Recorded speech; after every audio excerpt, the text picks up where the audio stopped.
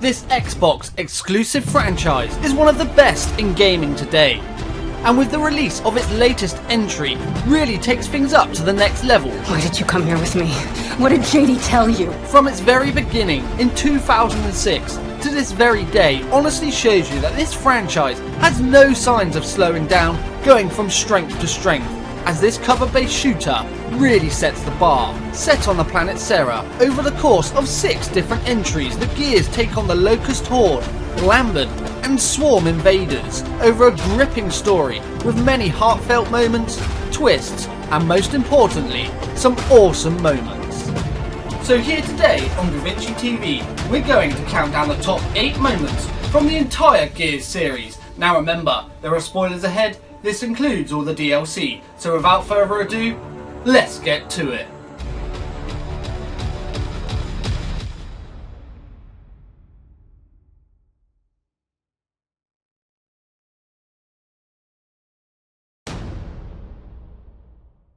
Gears of War 4's main protagonist is the son of the legendary Marcus Phoenix in JD, in which he discovers the new threat of enemy called the Swarm, where he fights them and battles them in order to save Serra. Though the real heart of the story truly lies through Kate, where her mum, Reyna, is kidnapped by the Swarm early on, so they attempt to try and find her and save her.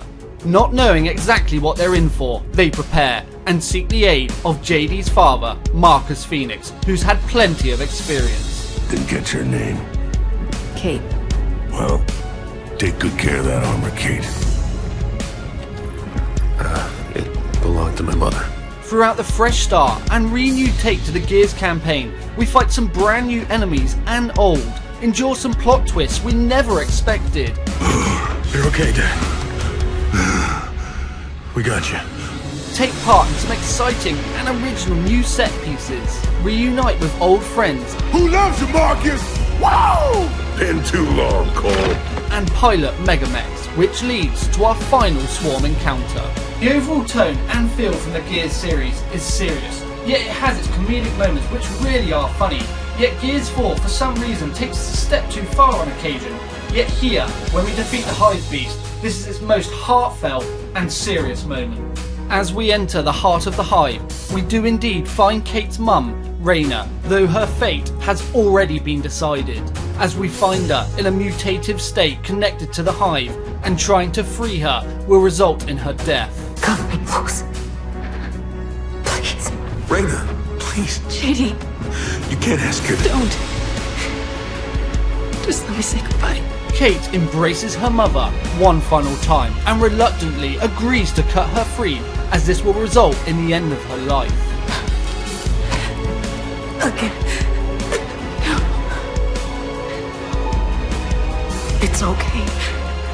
Reyna's fate was truly a heartfelt and an emotional moment, not only from Gears 4, but the entire Gears series, as it was delivered in such a way which really left an impact.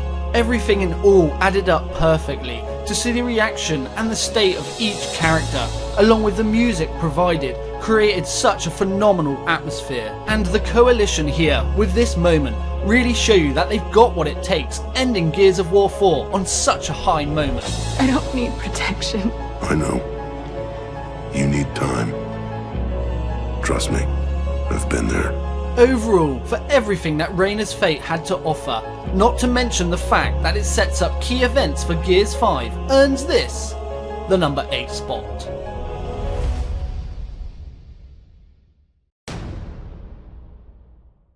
Out of the entire Gears series, the games themselves individually, Gears of War 2 easily takes the cake as my favourite, with its latest release Gears 5 certainly coming close.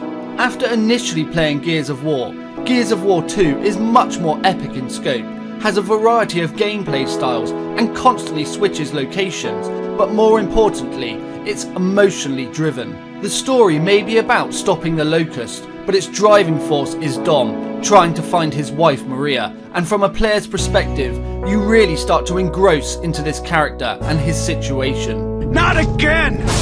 I've lost her again! Ah! God damn it! Towards the latter half of Gears of War 2, and witnessing Dom's struggle throughout, we eventually enter the Nexus Highway and find the Locust camps where Maria is held captive. I think he found her. But what's that symbol mean? Could be where they're keeping her. Let's look around. Sneaking through the prison camps right behind the Locust, Marcus and Dom try to find the relevant symbol to match Maria's location. Can't believe it, Marcus. We finally found her. As the pod opens, Maria is revealed, so it would seem that Dom's efforts and struggles have been worth it, as he is finally reunited with his wife, though things aren't quite what they seem. Dom.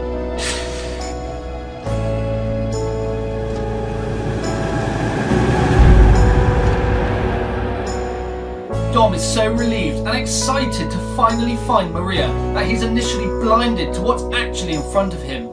She has been tortured and experimented on by the Locust, that she is a shell of her former self. Now what actually happens here is so real and such a touching performance that this is a key moment we'll never forget in the Gears series. Dom expresses himself in such a heartfelt way, with such guilt, that you can see he blames himself with such regret. But it doesn't matter, as he's too late. I tried to find you. God, I did. He refuses to accept the fact that there's only one real option from this point, and that's put his wife Maria out of her misery. Marcus, I don't know what to do. I don't know what to do, man. No. It's okay. Dom's struggle to say goodbye to Maria was such a key and powerful moment, not only from Gears 2 but the entire series. Dom's emotional struggle throughout was built up perfectly, and as a player you become emotionally invested, to finally finding Maria and refusing to accept her fate, the decision he must make, yet with the aid of Marcus, finally pulls the trigger to overall deliver such a powerful, heartbreaking and phenomenal moment, earns this, the number 7 spot.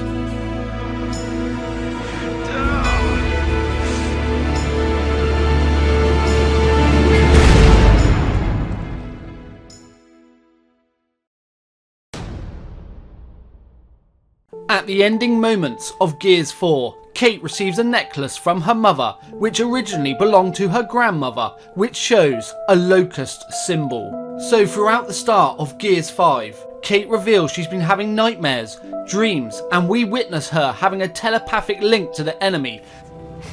Something's happening to me. It's your grandmother's? So she heads off to Mount Kadar Laboratory to find answers. At the lab, we're met by Niles, the AI construct, and we do indeed find answers, and Kate finds more than what she bargained for. Niles leads Kate and Dell through the facility, explaining the history of his research and the origins of the Locust, and Kate finally finds out her heritage, and that Queen Mirror of the Locust was indeed her grandmother. Why are you telling me this? You have so many gifts you do not yet understand. Hey, what's going on? He will kill you if he knows. They all will. Naturally, Kate becomes distraught by this information. Confused, though Dell vows to never hurt her, so she demands that Niles shows her how to sever the link between her and the Locust. And if I do not? Then we delete you and destroy every bit of your precious research. Kate and Dell are taken to the matriarch, which Queen Mirror used to amplify her connection to the Locust, though Kate can also use it to sever her Locust link. By entering the device, the matriarch will show her the way. Inside and connected to the hive mind, the matriarch grabs Kate and takes her to her mother. Instinctively, Kate calls out to her and inadvertently wakes up a new queen to the swarm.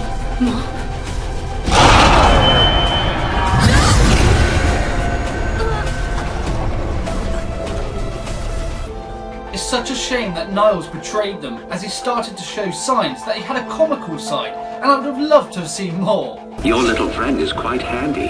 Hey, watch it, garbage can. Jack spoke for you. Well, you do make a lovely couple. Dell severs the link, frees Kate, and now they chase after Niles, fighting through the facility's defences. They eventually catch up to Niles, though when the link was severed, they inadvertently freed the matriarch. So now we have one hell of a boss encounter. Come on.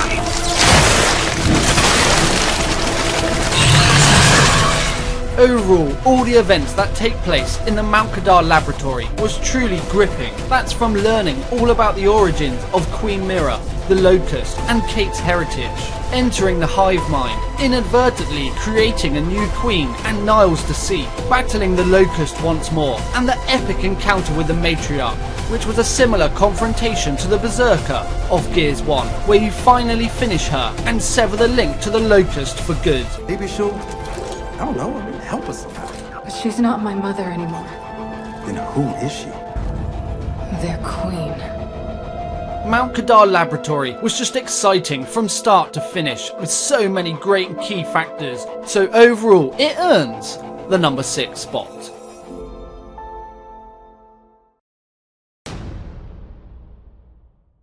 Our next entry takes us to Gears 3, The Last Stand on Azura, where everything is on the line. The COG have fought their way through and up the hotel to reach Adam Phoenix, where Queen Mira has done everything in her power to stop them. Though her attempts are futile, as they reach Adam Phoenix, make their way to the roof where he's going to deploy the countermeasure to end the Locust and Lambent invasion for good. Though fully aware of what this means for her people, Mira returns and makes a desperate attempt to stop the COG and prevent a countermeasure. Die, motherfucker! Take that, you bitch! We're on fire! We're on fire! Carmine! Luckily, third time's a charm, as Carmine survives this time, unlike the unfortunate events from Gears 1 and 2. Something's wrong with this thing! It keeps jamming! See? It's Carmine! Though this leads to one epic final battle, with Mira riding her Tempest and the Locust Horde at her side, though the COG have the Hammer of Dawn to even the odds. With multiple strikes inflicted by the Hammer of Dawn, the Tempest is in a weakened state.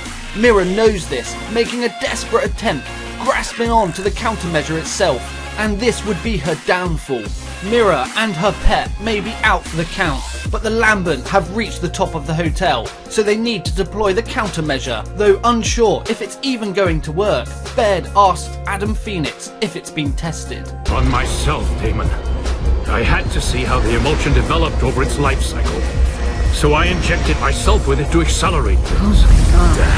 With the countermeasure activated, learning that it breaks down any cell infected with emulsion means it's the end of the Lambent, the Locust Horde, and Adam Phoenix. I'm glad I was able to see you again, Marcus. Now go and live for me. After everything that Marcus has been through up to this point, to finally have a glimmer of hope and reunite with his father, to watch that be taken away before his very eyes was so sad. To add insult to injury, Marcus can't even mourn the loss of his father in peace, as Queen Mira is still alive. So pious and moral, even now. Is that what you think? Queen Mira runs her mouth disrespecting Marcus's father, though for everything that he's just been through, she couldn't have picked a worse time. So Marcus has the last say of the trilogy. That's from Dom. And everyone else you killed, you bitch. The trilogy's end had so much going on, with everything building up to this point, with all that was on the line, was a satisfying conclusion to the trilogy and the Locust and Lambent War. The epic battle with Queen Mira and her Tempest, the countermeasure being deployed, ending the Locust and Lambent for good, with the unexpected loss of Adam Phoenix, with Marcus hitting the final nail in the coffin, and Sarah safe for the time being, earns this, the number 5 spot.